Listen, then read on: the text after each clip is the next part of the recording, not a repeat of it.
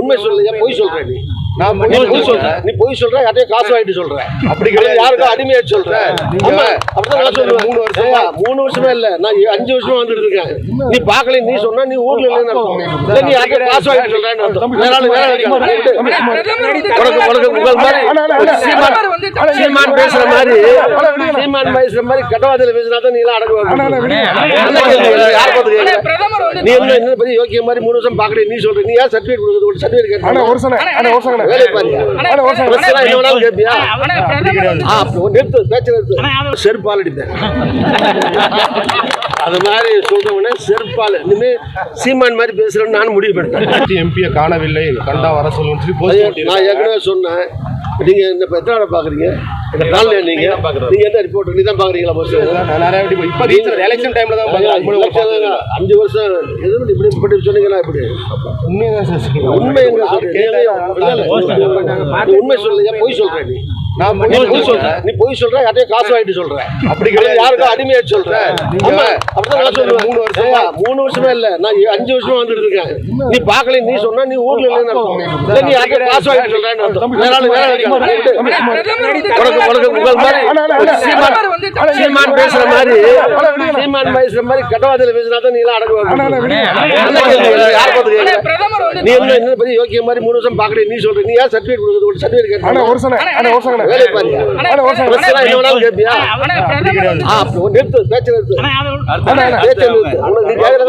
அவசியம் எனக்கு கிடையாது இடையில போயிட்டே யார் எந்த பேப்பர் எந்த டிவி எந்த டிவி சொல்லு ஏபிபி யாது ஓபிபி யாது போயிட்டே தமிழ்நாட்டுக்கு அவசியம் கிடையாது மரியாதையா கேட்டா மரியாதை சொல்லுவாங்க திருச்சியில ஒட்டுறது தமிழ்நாடு முழுவதும்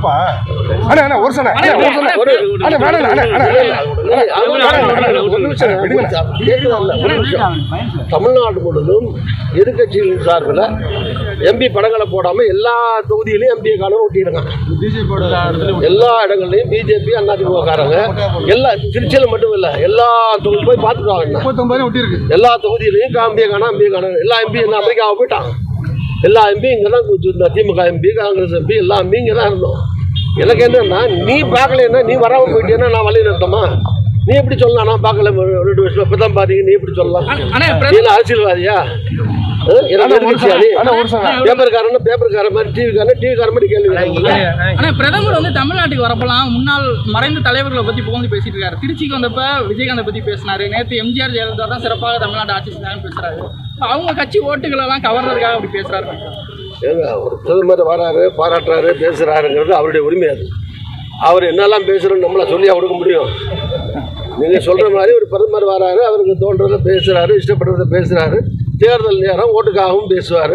இந்த மாதிரி பெரிய தலைவர்கள் செல்லாக்குள்ள தலைவர்களை பற்றி பாராட்டி பேசுனா அவர்களுடைய வாக்கு வங்கியில் கவர முடியுமாங்கிறதுக்காக உள்நோக்கத்திலையும் பேசலாம். அதனால் அவர் என்ன பேசுகிறாரோ அதுக்கு அவர் தான் பொறுப்பே தவிர நாம் அவர் எழுதி கொடுத்து பேச வைக்க குறிப்பிட்டு அதிமுக இப்போ 3 நாளாக பிரிஞ்சிருக்க நேரத்தில் ஆமாங்க அந்த தொண்டர்களை தன் பக்கம் இழுக்கணுங்கிறக்காக அப்படி பேசுகிற நினைக்கிறீங்களா? கண்டிப்பாக நீங்கள் நினைக்கிற மாதிரி தான் நான் நினைக்கிறேன்.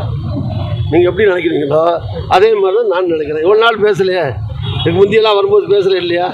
இப்போ பிடிச்சி எம்ஜிஆரை பாராட்டுறதோ இல்லை ஜெயலலிதா பாராட்டுறதோ அவருடைய என்ன பிரிஞ்சு இருக்குது, அந்த கூட்டணி இப்போ இல்லாமல் இருக்குது.